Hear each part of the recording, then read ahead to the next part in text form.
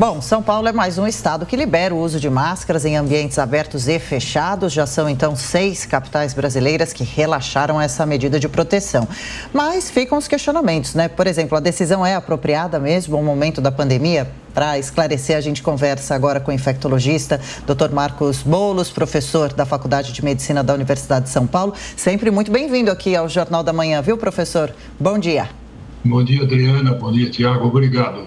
É um prazer também meu estar aqui. Legal, nós que agradecemos. Professor, como descrever esse novo momento da pandemia no país, se ela for reclassificada até o fim do mês, como disse o ministro da Saúde, para endemia, o que isso significaria?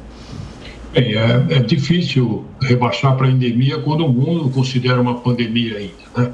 Mas a endemia significa que nós vamos conviver com o vírus por muito tempo e provavelmente para sempre. Como acontece com a H1N1, que foi a pandemia de 1918, que nós convivemos com ela até hoje de forma endêmica.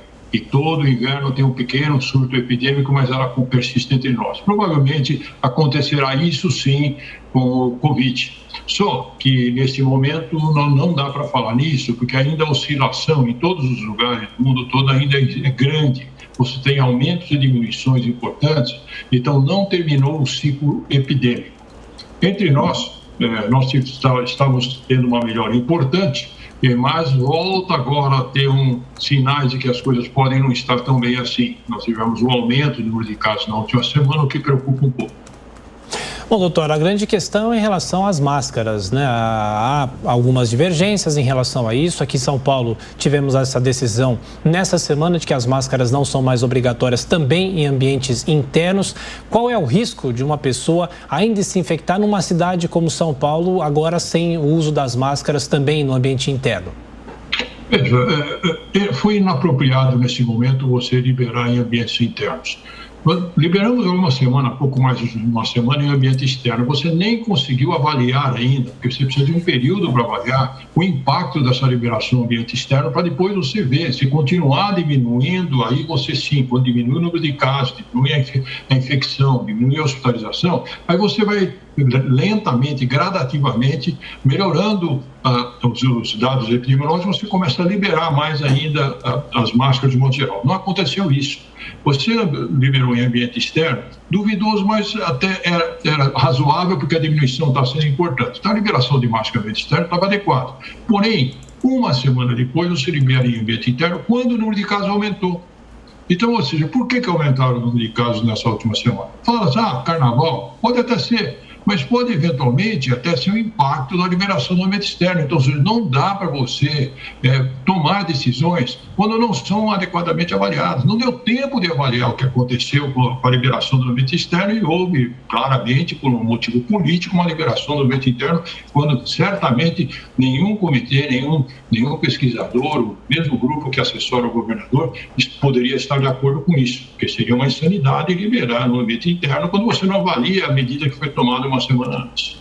E de qualquer forma, então, doutor, qual é a recomendação que o senhor passa para todos nós neste momento? Andar com a máscara no bolso é uma opção? Como identificar os lugares mais perigosos para contaminação? É preciso usar bom senso neste momento?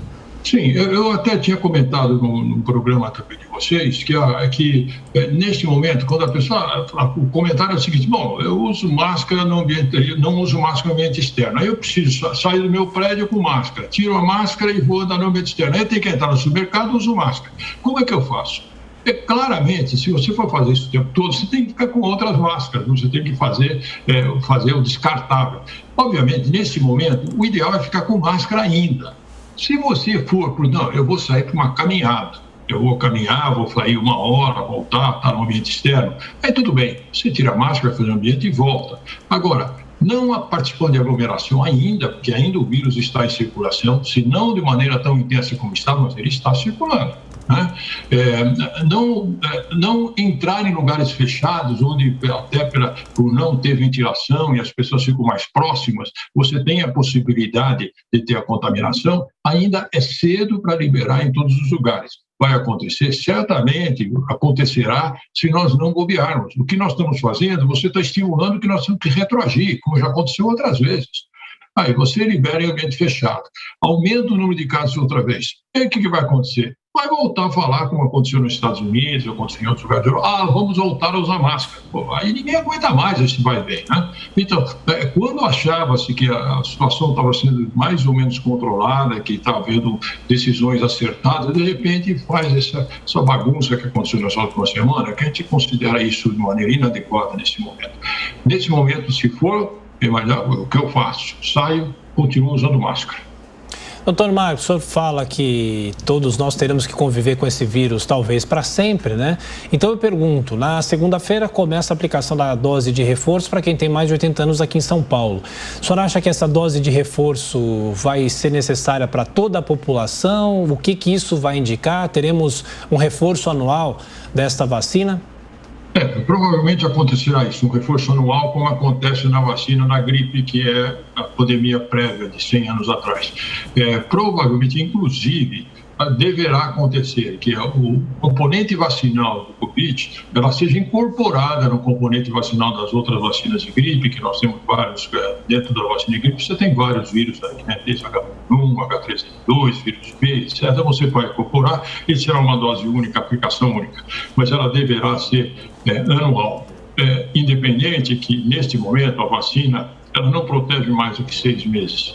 Então, por isso que tem se revacinado com frequência para ter um impacto maior na redução do número de casos. Agora que está reduzindo, é provável, se a gente tiver, apesar desse aumento esporádico a semana passada, se a gente continuar, manter o ciclo de redução, aí sim nós vamos só utilizar vacinas anualmente, provavelmente pré-inverno, provavelmente agora, abril, maio, a gente vacina, como vai começar a vacina da gripe agora, será quando vacinaria para o Covid, que é uma doença de inverno, doença por transmissão respiratória.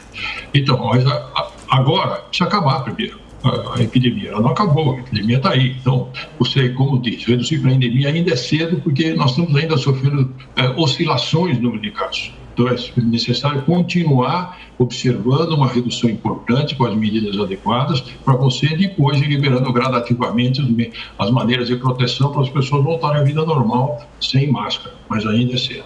O doutor Boulos, a preocupação principal neste momento seria com o coronavírus tradicional, que nós conhecemos vindo da China, com a Ômicron. Como estão os casos de Deltacron também no nosso país?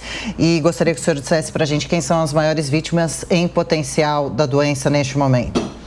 Bem, claramente nós não temos ainda muitos dados com essas variantes novas, porque a gente vai sabendo à medida que existe uma contagem importante, até para valorizá-las ou não. Nós tivemos centenas de variantes, que a maior parte sem nenhuma importância epidemiológica. Algumas, parece que Deltacron podem ter uma importância epidemiológica.